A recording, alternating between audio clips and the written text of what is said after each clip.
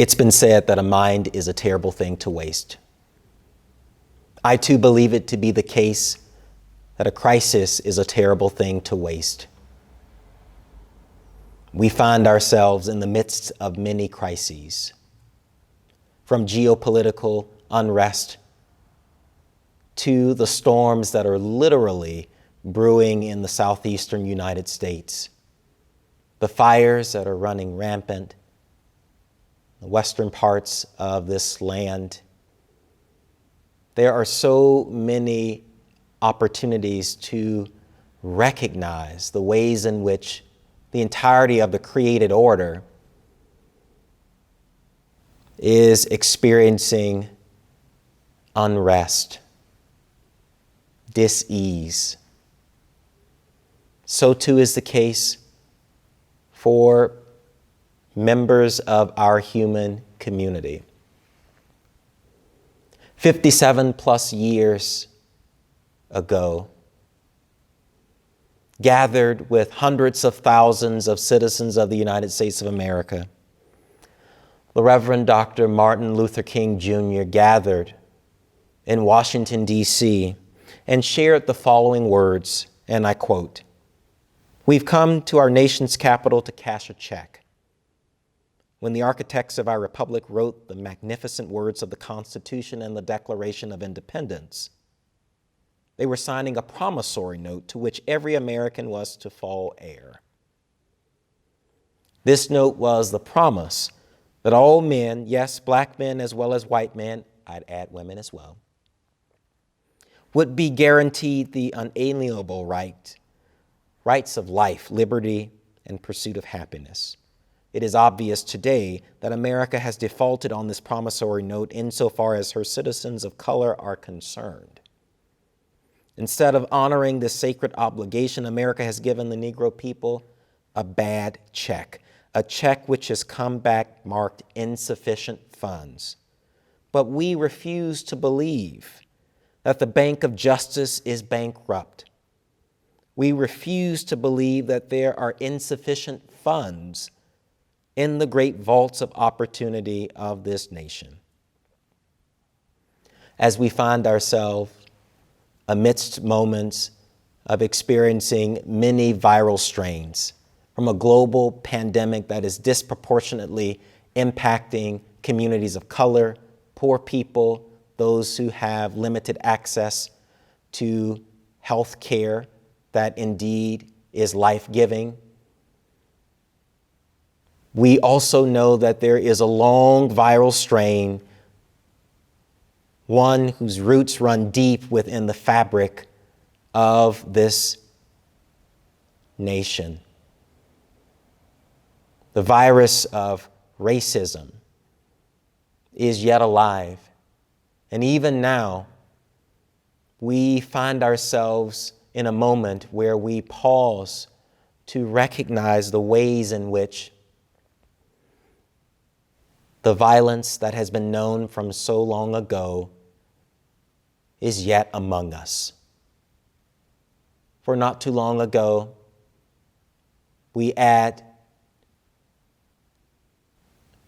to the list, to a growing list of those who have been disproportionately impacted by state-sanctioned violence, the name of Jacob Blake, our brother from Wisconsin, who experienced the sting of violence and whose children and community bore witness to such violence and now experience the trauma in the aftermath. Siblings, these are momentous moments. And for such a time as this, you and I, we have been invited to make a choice, to choose to bury our heads, our hearts, our minds in the proverbial sands and waters of this world, or to commit our lives anew to leaning towards the justice that this world so desperately needs. In a moment when there are so many who are wondering whether or not their lives matter, we are invited to be those who stand in solidarity and proclaim with certainty of heart and mind that, yes, Black lives do matter. And to proclaim that, yes, all lives do matter, but all lives will only matter when Black lives matter. To be those who stand alongside those who continue to experience injustice at the hands of those who have been charged with the responsibility for caring for our common life. This is important because good news for those who are poor isn't necessarily good news for those who benefit from poverty. Good news for the oppressed isn't necessarily good news for those who benefit from oppression.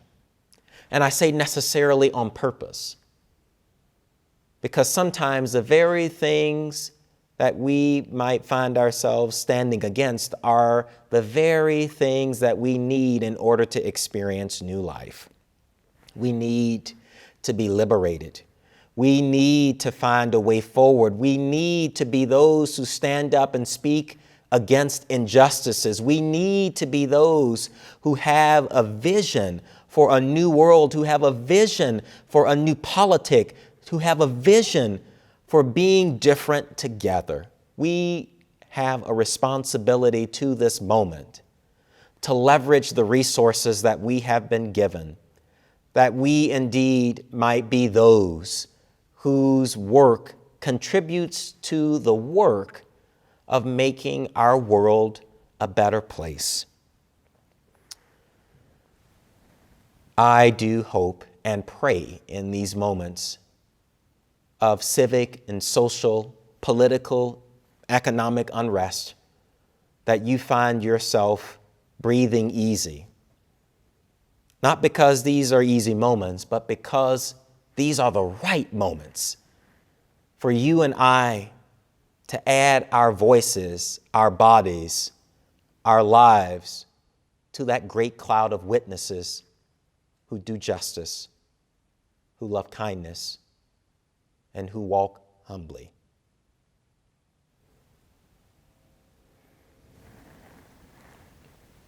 You've been breathing since I've been speaking.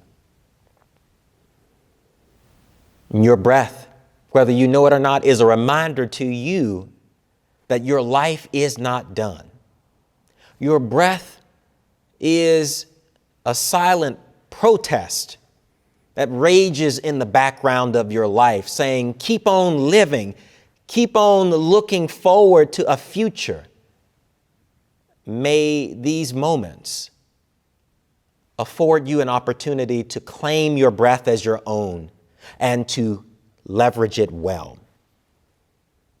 To be one who advocates for those who need a friend, who need a lawyer, who need one to come and aid in the work of announcing freedom and hope and new life.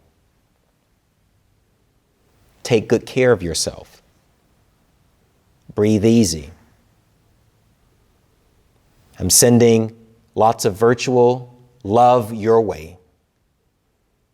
When you go out in public, wear your mask.